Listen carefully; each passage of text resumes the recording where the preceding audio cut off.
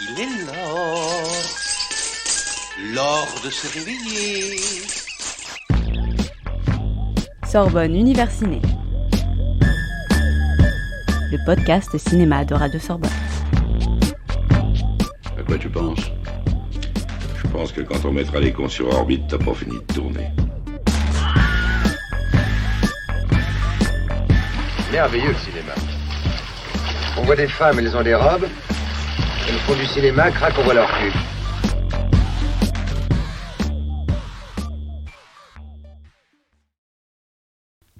Entre Roméo et Juliette et Bonnie and Clyde, le couple que forment John et Eddie s'inscrit dans la lignée des amoureux maudits par les on-dit populaires, et pour utiliser un autre terme, anachronique, le tribunal médiatique. Eddie, voleur multirécidiviste, est enfin libéré de prison pour bonne conduite. À peine a-t-il le temps de tenter de se réinsérer dans le système social qu'on l'inculpe pour un crime qu'il n'a pas commis. Le seul chemin qu'il peut désormais parcourir est celui qui le mènera à la chaise électrique. Avec J'ai le droit de vivre, Fritz Lang ne s'intéresse pas tant au système carcéral qu'à ses conditions ni à ses conditions de détention et à la corruption, ni même à la mécanique de l'institution judiciaire, qu'à la performativité des récits de l'imaginaire collectif, véritable malédiction qui entretiennent ce système. La première scène est à ce titre éloquente. Un homme vient porter plainte pour le vol systématique de ses pommes organisé par les agents de police en personne.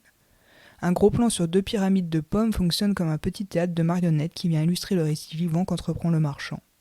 Le premier plan en contre-plongée sur le palais de justice encadré par ses 2 imposants piliers de marbre transforme l'institution judiciaire en scène de théâtre à la grecque où se jouent les tragédies humaines. Des dialogues explicitement chrétiens qui opposent à une mauvaise âme originelle du criminel un discours sur les conditions sociales du mal n'est en fait une question beaucoup plus subtile que ce faux manichéisme naïf caricaturé. L'homme est victime des circonstances.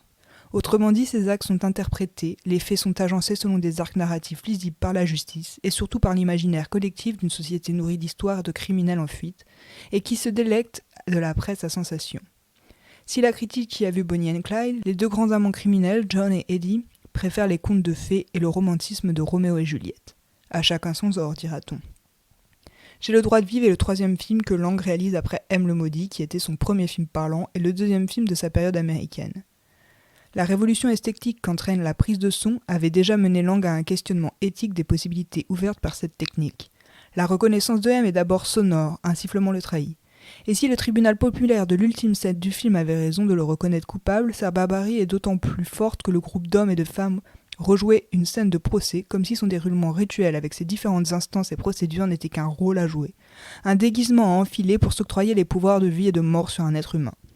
Les questions du lien que doivent entretenir la morale et la justice sont absolument complexes, mais si l'on devait retenir un nom de l'histoire de la philosophie qui aurait pu inspirer Lang, ce serait celui de son confrère prussien Emmanuel Kant, pour qui même le pire criminel a le droit à la vie, tout simplement parce qu'il est un être humain. Le titre français, tiré d'une réplique du film et non pas traduit de la version originale, en devient alors plus clair. J'ai le droit de vivre, nous avons le droit de vivre. Le film deviendrait-il alors un réquisitoire contre la peine de mort, bien au-delà de la caricature des injustices du système judiciaire ? Il est surprenant que la grande stylisation du film noir, à savoir les jeux d'ombre et de lumière, de brouillard et d'écran de fumée, disparaissent une fois que les amants sont en route. L'esthétisation du crime et sa mise en récit pour divertir les foules est intrinsèquement liée à l'institution judiciaire et carcérale et à sa médiatisation. Lang nous dirait-il subtilement que le cinéma devient facilement l'instrument de l'idéologie de l'imaginaire collectif ? Il tente du moins de mettre à l'épreuve la crédulité du spectateur face à ce qu'il voit. Ne lui arrive-t-il pas de douter d'Eddie, notamment lors de l'excellente scène de braquage où l'identité véritable du voleur n'est jamais révélée ? Seuls les yeux nous apparaissent dans une interstice d'une voiture, puisque tout de suite après, il revêt un masque à gaz alors que la caméra se concentre sur le chapeau volé d'Eddie qui prend la place de ce masque. Et lorsqu'enfin la caméra parvient sur le visage du braqueur, le masque est déjà enfilé. Le spectateur est alors remis à sa place de spectateur consommateur de divertissement. Il lit les tropes du scénario et du montage comme il aimerait qu'il soit. Il veut croire à la culpabilité d'Eddie envers et contre tout, parce qu'il est comme tout le monde. Il est humain, il veut structurer le réel d'arc narratif lisible, quitte à devenir lui-même le barbare qu'il parjure. Un des premiers films noirs de l'histoire du cinéma mène alors le projet fou de remettre en cause l'idéologie véhiculée par ces films hérités de la presse association en se servant de ces formes esthétiques pour établir une éthique de film noir. Alors qu'on reproche à Long de ne pas savoir se sortir des exigences clichés d'Hollywood. Merci à tous d'avoir écouté Sorbonne Universiné, un podcast de Radio Sorbonne Université. C'était Zoé au montage, au micro et à la régie.